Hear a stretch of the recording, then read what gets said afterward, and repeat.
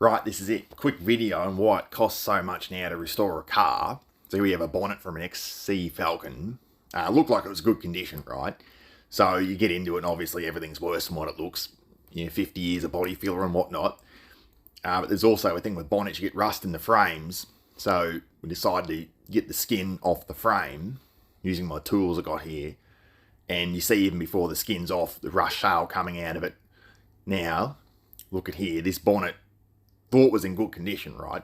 It's better than most, but you can see as soon as you get the skin off it, rust all through the frame. Someone's had a go at it before, and to be fair, they've actually put metal back in it. They haven't just fiberglassed over it, so you can see a metal repair there.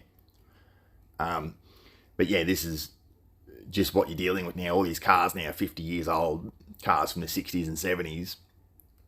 So here we just repaired spots here. You can heat shrink it and get it back, get nearly a perfect repair, when the skin's apart. Don't like sandblasting skins. I've used rust remover gel.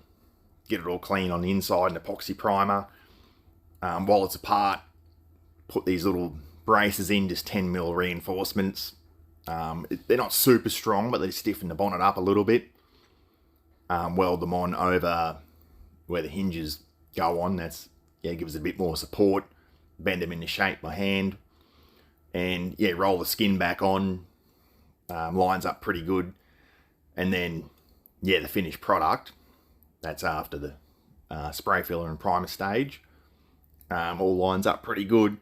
I drill alignment holes too. That's another thing. Little 5mm hole there. Another bonnet here, XA GT Falcon, an RPO 83. This is a $250,000 car, fully restored, sitting in a showroom, and it had some rust spots in the bonnet.